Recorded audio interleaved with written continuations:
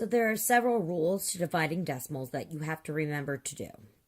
You always need to move the decimal to the outside of the number to make it a whole number. So this is only for the outside number, not for the inside number, only for the outside number. If I take a look at my two numbers that I have here, my outside number is my 3. My inside number is going to be 75. So I need to go ahead and create my division problem just like I have always, long division. My outside number is going to be 0.3. My inside number in this case is 75. And I need to make this number 0.3 into a whole number. Well, it's 0.3. And I'm going to move the decimal point by tens in order to make it a whole number. In this case, I'm making 3 or 0.3 into 3. I remember that there is a decimal that's hidden here. If I do it to one, I must do it to the other. Move the decimal the same number of times on the inside. So now I'm going to have to do the same thing on the inside. So I've moved the decimal 1. I'm going to move the decimal 1. The next thing I'm going to do is I'm going to add straight up. I'm going to move the decimal straight up. And now I'm going to divide just like I normally do. Divide, multiply, subtract, check, bring down. The only thing that's changed is we've moved the decimal places in order to make it a whole number. 3 goes into 7. I know that I can make 2 3s out of 7. 3 times 2 is 6 because I'm multiplying. I'm bringing down my 5.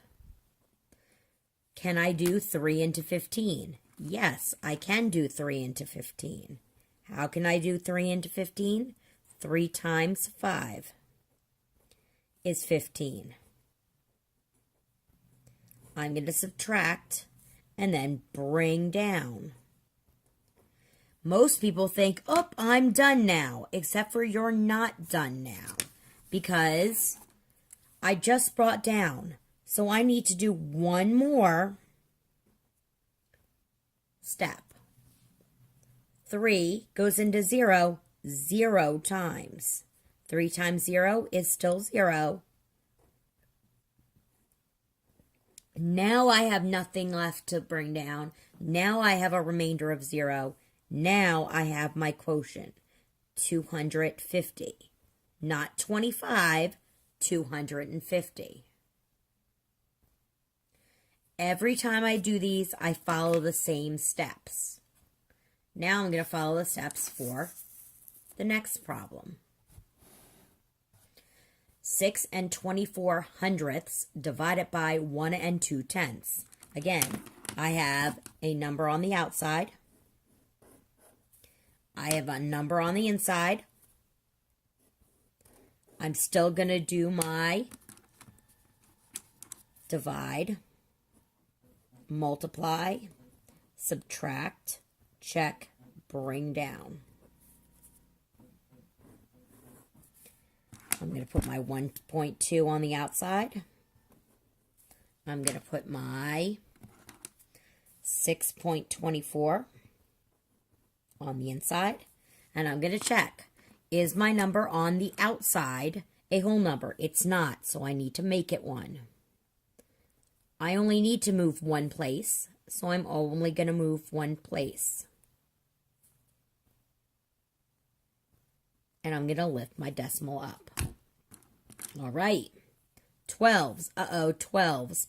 If you don't know your 12 times tables, you're going to start making yourself a chart to remind you. 12, oops, sorry, I forgot 24, 36, 48, 60. Oop, we're done. 60 is going to come close enough for my work. How many times does 12 go into 6? It doesn't, but it goes into 62 5 times. 1, 2, 3, 4, 5. 5 times 12 is 60. And I'm going to subtract. And bring down. How many times does 12 go into 24? Twice. So now I'm going to do 12 times 2, which is 24.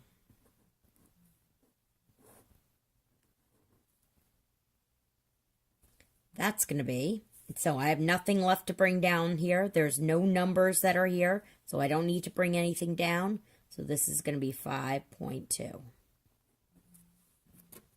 One more we're going to do. Actually, try this one on your own. See if you get the answer that you should, and check it with a calculator or check it with Miss Catone.